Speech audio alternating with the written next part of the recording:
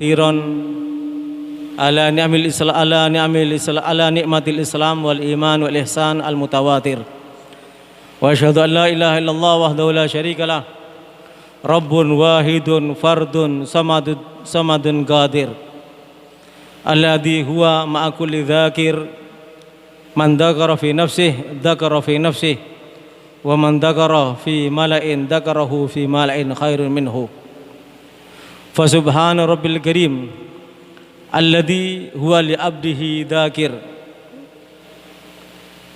وعنده حاضر لا إله إلا هو الرحمن لا إله هو الرحيم الغافر الجواد الشاكر.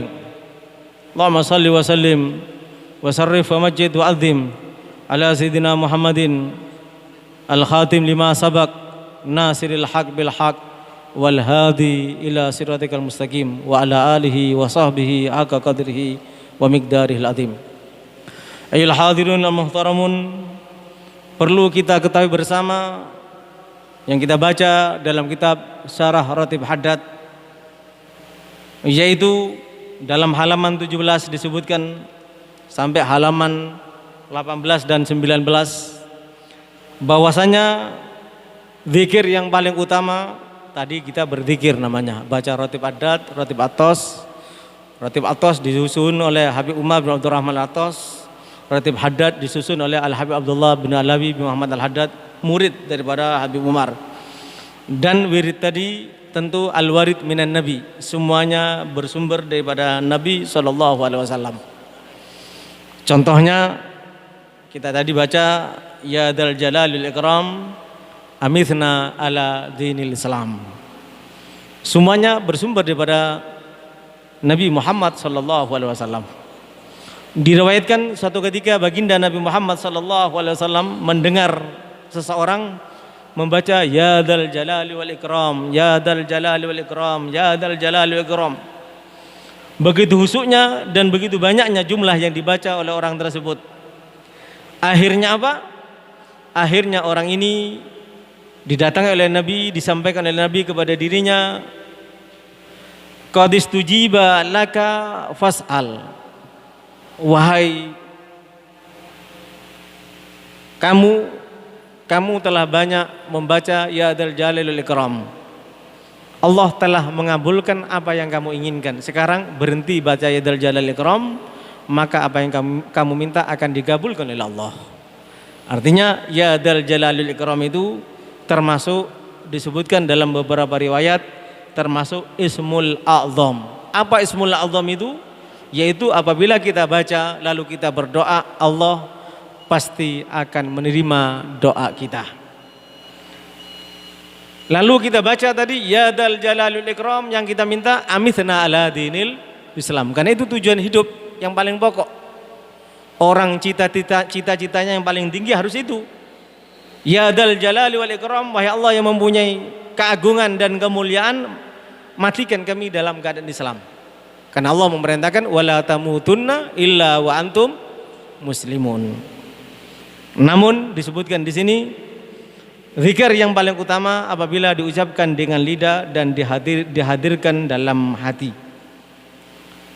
Andai kata menyebut atau membaca seperti tadi hanya dengan lidah kita, ya dzal jalalul ikram, tentu tetap akan bermanfaat, tapi manfaatnya kurang besar, manfaatnya kecil, manfaatnya tidak begitu hebat.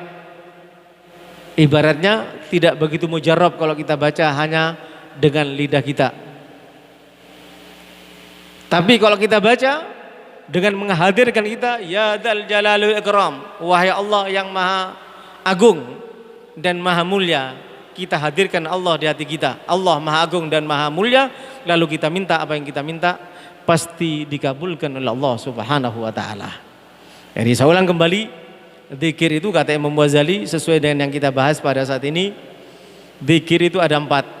Hanya dengan lidah yang pertama, yang kedua dengan lidah dan hati secara memaksakan diri, yang ketiga dengan hati saja tapi hadirnya lidah juga menyebut cuman tanpa memaksa. Yang keempat istilahul madhkur alal qalb, yang membaca, yang berzikir Allah sudah ada di dalam hatinya. Wastighraqu, dia tenggelam dalam Allah Subhanahu wa taala. Dari tingkatan yang ada, tentu yang pertama hanya dengan lidah itu yang paling ringan, artinya manfaat tapi tidak begitu bermanfaat, tidak terlalu mujarab. Yang kedua lebih mujarab daripada yang pertama, dengan lidah dan hati tapi secara memaksakan diri. Ini baru pemula. Yang ketiga dengan hati, dengan lidah dan hati kita hadir. Ini lebih mujarab. Tapi yang lebih menakjubkan apabila bacaan zikir itu menguasai hati kita. Artinya kita baca rotib pada saat ini, setelah kita pulang, bacaan-bacaan yang ada di rotib selalu kita ulang, selalu kita ulang, selalu kita ulang, termasuk salawatnya dan yang lainnya. Selesai yang satunya, yang satunya, selesai yang satunya, yang satunya, di hati kita selalu ada, di lidah kita selalu disebut tanpa dipaksakan, dan kita tenggelam dalam bacaan itu yang jauh lebih baik. Karena yang pertama pengaruhnya sedikit, manfaatnya sedikit. Karena orang yang berzikir hanya dengan lidahnya berarti dia dalam keadaan lalai. Itulah yang disampaikan.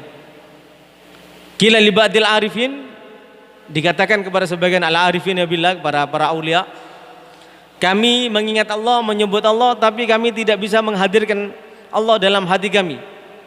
Dijawab, ahmadullah alladzi zayyana jarihatan min jawarihikum bidzikrih, yakni bihal lisan.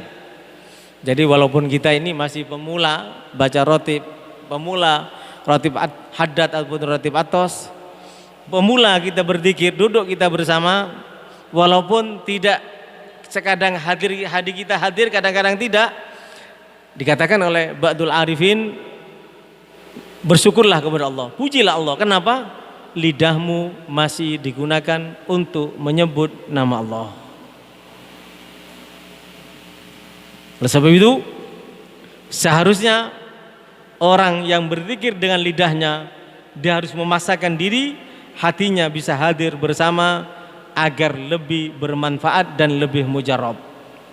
Dan seseorang la yazalu yuwadhib ala dzalik, selalu berusaha, selalu rajin berusaha untuk seperti itu, insyaallah lama-lama nanti akan merasakan lezatnya zikir di hati.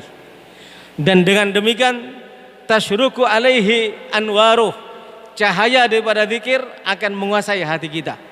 Dan dengan demikian hadirnya Allah di hati kita, hadirnya Allah di lidah kita, insyaallah tanpa dipaksakan dan tanpa memerlukan biaya. Bahkan bisa jadi barubama sara ila halatin la yumkinuhu ma sabr an dzikir walal ghaflah. Kalau kita sudah terbiasa berzikir, maka kita akan terbiasa dengan zikir, dan dengan demikian justru kita tidak bisa kalau tidak berzikir. Ini yang kita harapkan. Suma'lamu rahimakumullah, kemudian ketahuilah, mudah-mudahan kalian dirahmati oleh Allah. Nanti akan kita bahas bagaimana cara adab berzikir. Tapi yang perlu itu saja yang perlu kita pahami bersama. Al-hadirun al-muhtaramun, Al-Imam Ghazali mengingatkan kepada kita dalam kitab Ihya-nya, sesungguhnya hakikat zikir itu tidak memungkinkan atau tidak akan mengakar dalam hati kita kecuali setelah kita memakmurkan hati kita dengan takwa dan mensucikan hati kita dari sifat-sifat yang tercela. Lianna hakikat dzikir la tatamakkanu minal qalbi illa ba'da imaratil qalbi bittaqwa wa tathhirihi min sifatil madmumah.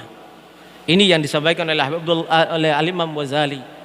Jadi Hakikat zikir itu akan mengakar di hati kita. Hakikat zikir itu akan masuk dalam lubuk hati kita kalau hati kita sudah penuh dengan rasa takwa, makmur dengan rasa takwa, dan dibersihkan dari sifat-sifat yang jelek, sifat iri, sifat dengki, dan sifat-sifat yang lainnya.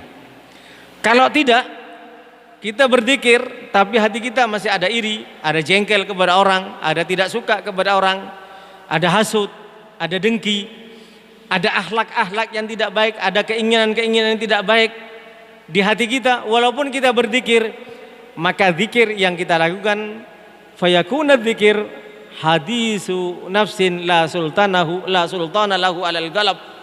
Maka zikir seperti itu hanya bisikan hati, tidak mempunyai kekuatan apa-apa untuk mempertahankan iman dan akidah kita, tidak mempunyai kemampuan apa-apa untuk menjadikan kita taat kepada Allah Subhanahu wa taala.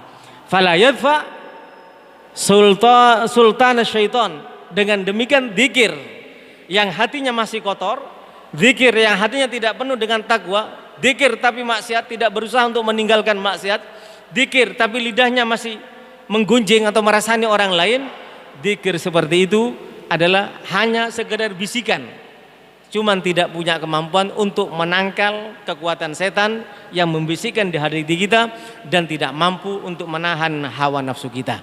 Ini yang perlu kita pahami bersama. Mudah-mudahan kita tidak putus asa, terus berzikir walaupun kita dalam level atau tingkatan yang paling rendah, hanya dengan lidah kita terus berzikir, terus berzikir. Karena tujuan utama daripada zikir kita berharap kepada Allah di akhir umur kita mampu mengucapkan la ilaha illallah, sehingga kita mendapatkan jaminan daripada baginda Nabi Muhammad, man kana akhiru kalamihi la ilaha illallah dahalal jannah. Barang siapa yang akhir umurnya mampu mengucapkan la ilaha illallah, maka pasti dijamin akan masuk surga.